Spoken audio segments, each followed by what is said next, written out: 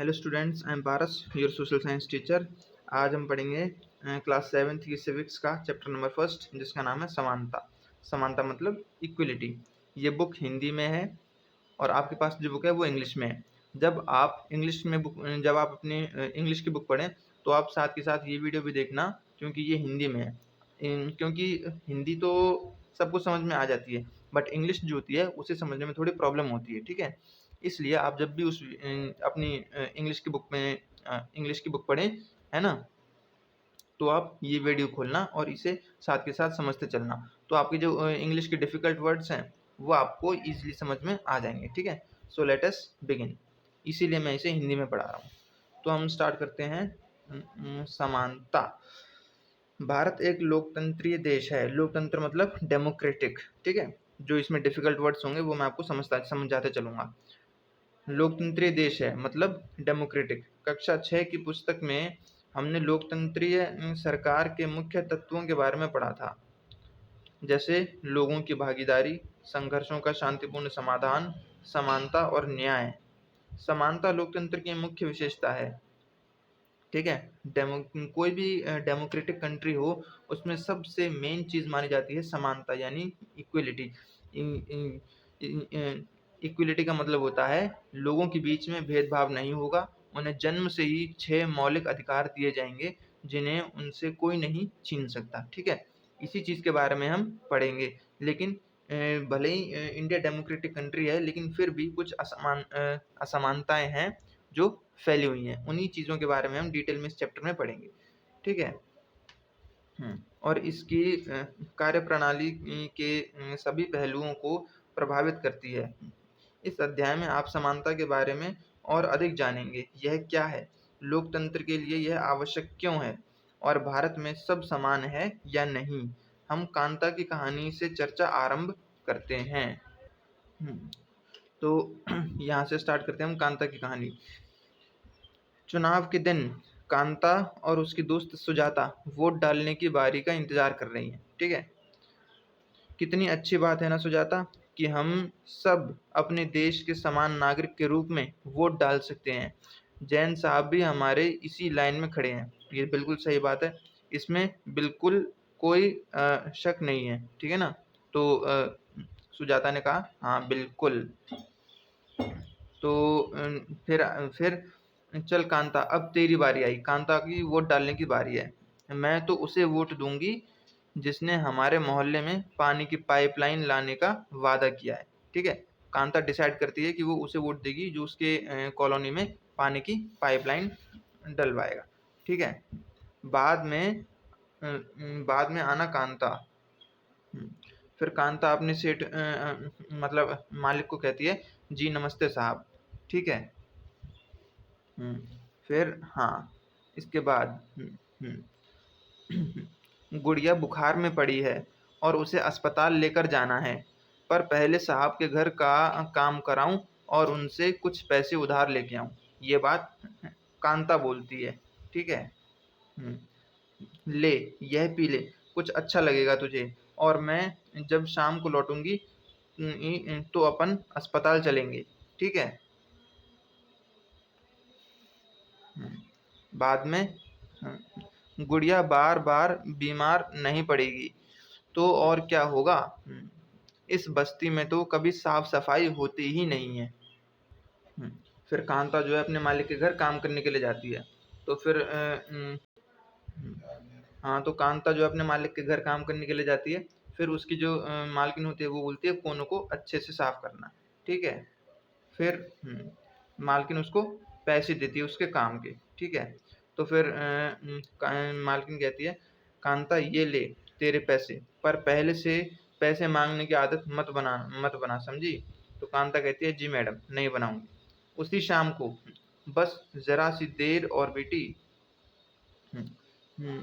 Jain madam और जैन साहब vote डालने के लिए लाइन में भले ही खड़े रहे हों, पर अपने बच्चे के इलाज के लिए उन्हें लाइन में नहीं लगना पड़ता। क्यों? क्योंकि ये उनके पास पैसे हैं। तो ये एक असमानता का रीज़न है ना। भारत में इसी प्रकार की और कई सारी असमानताएं जो हैं फैली हुई हैं, ठीक है। उन्हीं चीज़ों के बारे में हम पढ़ेंगे। हाँ, तो दूसरा है हमारा मताधिकार की समानता। कहानी का प्रारंभ कांता के वोट देने की लाइन में खड़े होने से होता है।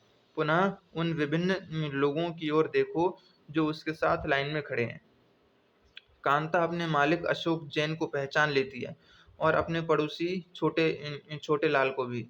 भारत जैसे एक लोकतंत्रीय देश में सब वयस्क मतलब अडल्ट, ठीक है, मत मत यानी वोट देने का अधिकार है, ठीक है, चाहे उनका धर्म कोई भी हो, शिक्षा या स्तर या जाति कुछ भी हो, वे गरीब हों या अमीर। इसे जैसा कि आप पिछले वर्ष की पुस्तक में पढ़ चुके हैं, सार्वभौमिक वयस्क मताधिकार कहा जाता है और यह सभी लोकतंत्रों का आवश्यक पहलू है।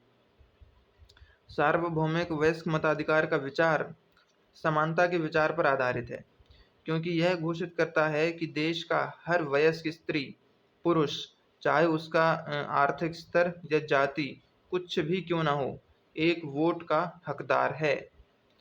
हाँ, तो ये सही बात है दोस्तों। कोई भी डेमोक्रेटिक कंट्री हो, उसमें जो शासक होता है, जो रूलर होता है, जो रूल करता है ना, उसको उसको जैसे प्राइम मिनिस्टर हो गया, सीएम हो गया, है ना? तो इन जो डेमोक्रेटिक कंट्री होती है, उसमें इन सभी लोगों को जनता के द्वारा चुना जाता है। जनता अपनी मर्जी से उनको चुनती है, ठीक है। कांता वोट देने के लिए बहुत उत्सुक है और यह देखकर बहुत खुश है कि वह अन्य सबके बराबर है, क्योंकि उन सबके पास भी एक ही वोट है।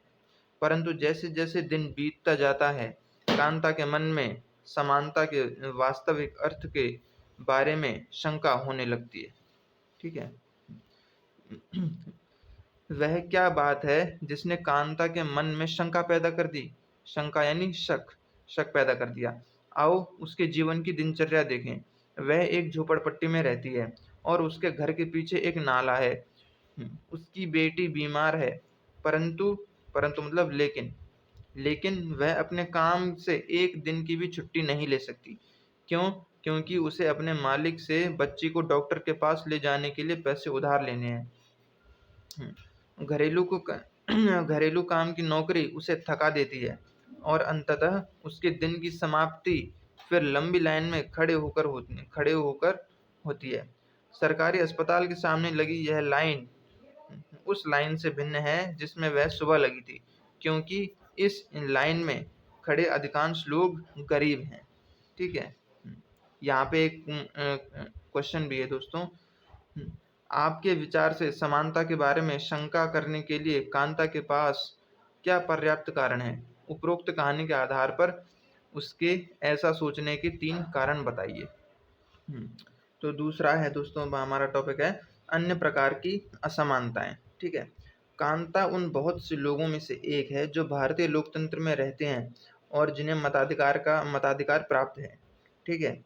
लेकिन लेकिन जिनका दैनिक जीवन और कार्य करने की स्थितियां समानता से बहुत दूर हैं। निर्धन होने के अतिरिक्त भारत में लोगों को अन्य अनेक कारणों से भी असमानता का सामना करना पड़ता है। इसका आशय निम्न इसका आशय हम निम्नलिखित 2 कहानियों को पढ़कर समझेंगे। ये दोनों ही वास्तविक घटनाओं पर आधारित हैं और भारत में होने वाली विभिन्न प्रकार की असमानताओं पर प्रकाश डालती हैं। भारत में सामान्यतः का मतलब है नॉर्मली, जनरली, ठीक है। हाँ, भारत में सामान्यतः प्रचलित असमानताओं में से एक है जातिगत व्यवस्था। हाँ, मैं आपको बता देता हूँ, इंडिया एक डेमोक्रेटिक कंट्री है। सब जानते हैं कि इंडिया एक डेमोक्रेटिक कंट्री है, लेकिन इसके बावजूद भी इंडिया में भेदभाव किया जाता है। क्यों? जाति के आधार पे भेदभाव किया जाता है, जो कि गलत है, ठीक है। यदि आप ग्रामीण भारत में रहते हैं तो जातिगत पहचान का अनुभव शायद बहुत छोटी आयु में ही हो जाता है। यदि आप भारत के शहरी क्षेत्र में रहते हैं तो शायद यह सोचेंगे कि लोग अब जात पात में विश्वास नहीं करते। हाँ, ये बात सही है। अगर आप गांव साइड में रहते हैं, गांव के इलाकों में रहते हैं, तो वहाँ पे जात-वात को लेकर कुछ ज़्यादा ही प्रथाएँ और वो सब मानी जाती हैं, जिसमें है ना, जिसमें एक निचली जाति का होता है, एक ऊँची जाति का होता है। निचली जाति का जो आदमी होता है, उसे ऊँची जाति के लोगों से टच नहीं होना चाहिए, उनके जो कुएँ होते हैं उनमें से पानी नहीं भरना चाहिए, ऐसा ये सब मानते हैं लोग। लेकिन जब आप शहरी इलाकों में आते हैं, तो आप जानते हैं कि शहर में लोग पढ़े लिखे होते हैं, वो इन सब चीज़ों को नहीं मानते। हालाँकि शहर में भी हैं, बट शहर में अप्रॉक्स 95% से भी ज़्यादा लोग पढ़े लिखे होते हैं और वो इन सब चीज़ों को नहीं मानते। परंतु ज़रा एक प्रमुख समाचार पत्र के वैवाहिक विज्ञापन के कॉलम को देखिए, तो आप पाएँगे कि उच्च शिक्षा प्राप्त शहरी भारतीय के दिमाग में भी जाति कितनी महत्वपूर्ण है। आइए अब एक कहानी स्कूल जाने वाले एक दलित बच्चे के अनुभवों के बारे में पढ़ें। दलितों के बारे में आप पहले ही पिछले वर्ष की पुस्तक में पढ़ चुके हैं। दलित एक ऐसा शब्द है जो निचली कही जाने वाली जाति के लोग स्वयं को संबोधित करने के लिए प्रयोग में लाते हैं। दलित का अर्थ होता है कुचला हुआ या टूटा हुआ, और इस शब्द का इस्तेमाल करके दलित यह संकेत करते हैं कि पहले भी उनके साथ बहुत भेदभाव होता था और आज भी हो रहा है। ओम प्रकाश वाल्मीकि एक प्रसिद्ध दलित लेखक हैं। अपनी आत्मकथा झूठन में वे लिखते हैं, स्कूल में दूसरों से दूर बैठना पड़ता था, वह भी ज़मीन पर। अपने बैठने की जगह तक आते-आते चटाई छोटी पड़ जाती थी। कभी-कभी तो एकदम पीछे दरवाजे के पास बैठना पड़ता था, जहाँ से बोर्ड पर लिखे अक्षर धुंधले दिखते थे। कभी-कभी बिना कारण पिटाई भी कर देते थे। जब वे कक्षा 4 में थे, प्रधानाध्यापक ने ओम प्रकाश से स्कूल और खेल के मैदान में झाड़ू लगाने को कहा। वे लिखते हैं, लंबा-चौड़ा मैदान मेरे वजूद से कई गुना बड़ा था, जिसे साफ करने से मेरी कमर दर्द करने लगी। है ना? हाँ, ये तो काफ़ी लंबा हो जाएगा। मतलब समझा तो दूँगा मैं, लेकिन वीडियो काफ़ी लंबी हो जाएगी, तो आई थिंक आज के लिए बस इतना ही काफ़ी है ना दोस्तों। यहाँ से हम कल स्टार्ट करेंगे, ठीक है? यहाँ से हम कल स्टार्ट करेंगे। आई होप मेरा पढ़ाने का तरीका आपको अच्छा लगा होगा और ये वीडियो आपको समझ में आई होगी। अगर समझ में आई है तो प्लीज़ इसे लाइक, शेयर और सब्सक्राइब ज़रूर करें। मिलते हैं नेक्स्ट क्लास में। Stay home, stay safe and please like, share and subscribe. Thank you.